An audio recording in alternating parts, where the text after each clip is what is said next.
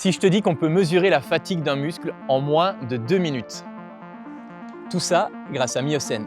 Un de bon exercice pour induire de la fatigue, c'est l'exercice de step. 50 fois, t'as dit? On m'a pas dit que je ferais ça. Je déteste CrossFit, là, Aerox. Moi, il me faut un ballon. Là, je peux arrêter bientôt ou pas encore? T'es sérieux? Tu m'as dit 40, j'en ai fait 10. Là, c'est bon, là? Bah attends, parce que c'est pas terminé. Pas trop envie de parler à la caméra. Moi, je suis pas signé pour tout ça. C'est pas une larme, c'est de la sueur. Cette start-up liégeoise a inventé un dispositif unique. Il aide les athlètes à mieux s'entraîner, à éviter les blessures et à booster leur performance. Comment? Grâce à des mesures précises et objectives. Donc là, on va à la rencontre de Jean-Yves Mignolet, qui est le CEO de Myocène. Salut Jean-Yves. Salut Antoine. On est donc chez Myocène, c'est ton petit bébé en quelque sorte? Oui, donc la société Myocène, on l'a créée en 2020. Comment tu t'es retrouvé justement à la tête de cette entreprise-là, de cette start-up? Alors moi, je suis ingénieur civil en électricité à la base, plutôt électronique. J'ai travaillé pendant 10 ans dans la recherche et puis pendant 10 ans dans une start-up qui développait un dispositif de traitement de la migraine par électrostimulation. Et quand la société a été revendue, les fondateurs ont décidé de lancer une nouvelle start-up qui se consacrerait plutôt à la fatigue musculaire. Et ils m'ont demandé de prendre le rôle de CEO dès la création de la société. Mais si je suis habillé comme ça, c'est pas par hasard évidemment, c'est parce qu'on va tester la technologie de Myocène. Tu vas pouvoir te rendre compte que quand tu es au repos, ton indice de fatigue est bon et qu'une fois que tu auras fait ton exercice, ton indice de fatigue va chuter. On va aller voir ça, Jean-Yves. C'est donc ici que ça se passe et qu'il y a la machine. Salut Raphaël. Salut.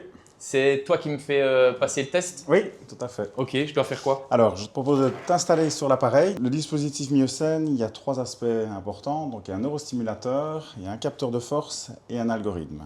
Bon, de base, c'est pour des sportifs de haut niveau. Faut quand même le préciser, ou c'est pour tout le monde? C'est en tout cas des sportifs qui s'entraînent beaucoup. Donc maintenant, tu peux placer tes jambes à l'intérieur, voilà, Ouais. et tu peux t'asseoir un peu plus dans le fond. Donc la fatigue musculaire, qu'est-ce que c'est? C'est une perte de force, une perte de vitesse. Ok. Alors avec le Myocène, pour pouvoir mesurer cette perte de force, ce que le dispositif fait, c'est qu'il va envoyer une contraction au niveau du quadriceps. Donc s'il y a une contraction qui est envoyée au niveau du quadriceps, la jambe ici, elle ne peut pas s'étendre puisqu'elle est en butée contre le capteur de force. Pour chaque contraction, il y a une force qui est mesurée par le capteur et qui est envoyée à l'algorithme. Donc là, ça va démarrer. Ça fait pas mal, hein? C'est le phare. Moi, je suis pas signé pour tout ça.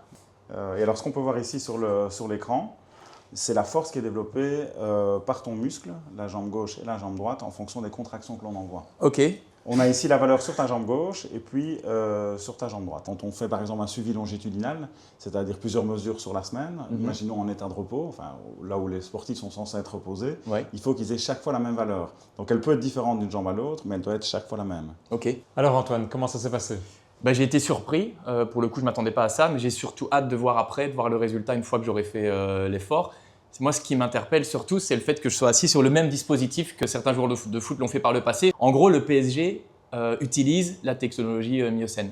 Oui, tout à fait. C'est un de nos premiers clients. Bien financés et voulant être au top, ils sont tout le temps en recherche de nouvelles technologies innovantes qui peuvent les aider. Vous avez réussi à dégoter aussi un contrat aux États-Unis. En effet, il se fait qu'on a signé notre premier contrat avec l'université championne en titre de football américain, qui est le sport roi là-bas. Un de bon exercice pour induire de la fatigue au niveau du quadriceps, c'est l'exercice de step. Ok, donc je fais tu peux y ça. aller, voilà. Ok. Je mets quelques répétitions. 50 fois, t'as dit? Ouais, c'est la première série, hein. Hein? Ouais. Et tu vas un peu transpirer quand même. Là, je peux arrêter bientôt ou pas encore? Content d'être dehors. Là, c'est bon, là? Bah attends, parce que c'est pas terminé. Si tu veux recommencer encore une série, 50. Ah oui, c'est pas suffisant. Tu m'étonnes que Neymar il disait je suis blessé.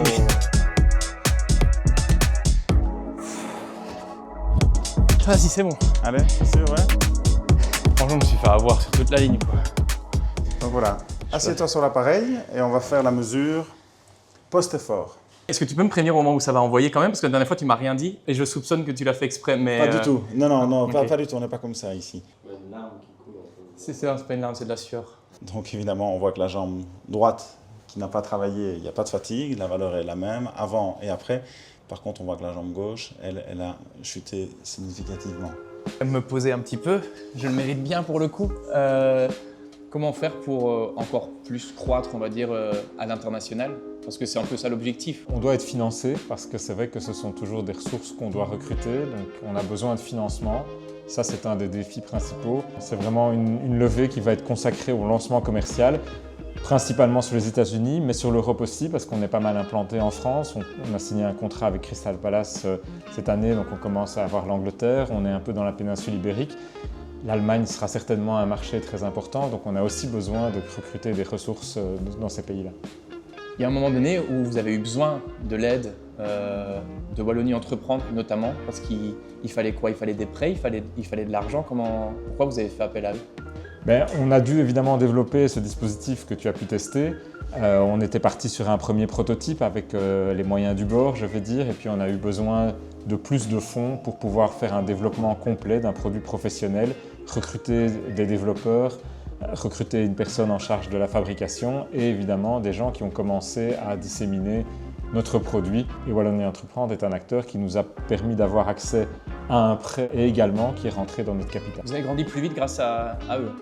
On n'aurait pas pu grandir selon la stratégie qu'on avait mise en place sans les moyens financiers qu'ils nous ont apportés. Et c'est quoi finalement la différence entre Wallonie Entreprendre et d'autres investisseurs? Alors, Wallonie Entreprendre, c'est un investissement public. Donc, ils ont un rôle différent des investisseurs privés qui, eux, vont venir avec une volonté, évidemment, de faire fructifier des fonds. Un investissement public va quand même avoir un rôle de développer l'économie locale.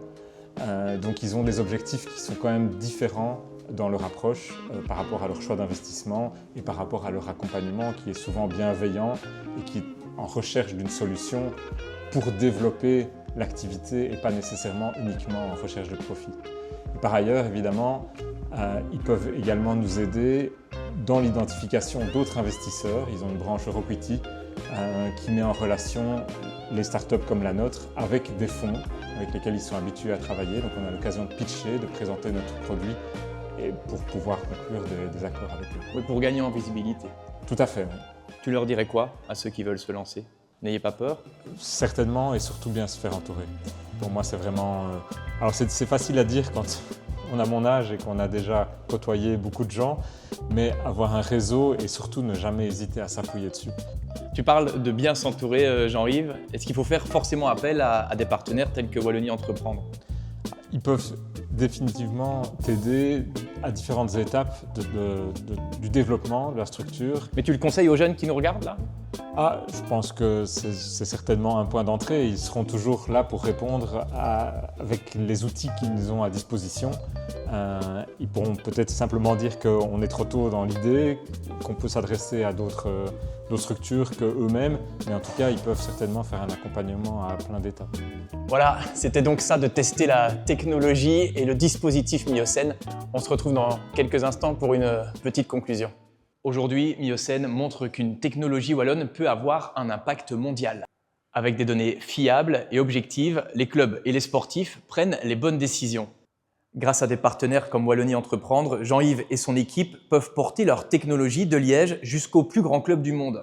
Myocène prouve que la technologie et la précision wallonne peuvent voyager et faire la différence sur le terrain.